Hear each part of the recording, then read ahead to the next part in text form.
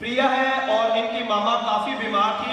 मैं चाहता हूं कि उनकी मामा पहले स्टेज पे आ जाए ताकि हम सब देख लें कि खुदावन अपने लोगों की फिक्र करता है, खुदावन अपने लोगों को शिफा देता है, खुदावन अपने लोगों की जिंदगी में अपना जलाल जाहिर करना चाहता है। ये इनकी प्यारी मामा है और खुदावन का शुक्र अदा करते हैं। इन्हें सोर थ्रोट और काफी डिजीज थी, नेजल प्रॉब्लम थी और काफी बीमार थी और खुदावन का शुक्र अदा करते हैं। ये प्यारे अपने बच्चों को बीमारी की हालत में भी लास्ट फ्राइडे खुदावन के घर में छोड़ने आए और आज खुदावन के पास गवाही देने के लिए आई है कि खुदावन ने इन्हें कामिल तौर पे छू के शिफा दी। जोरदार ताली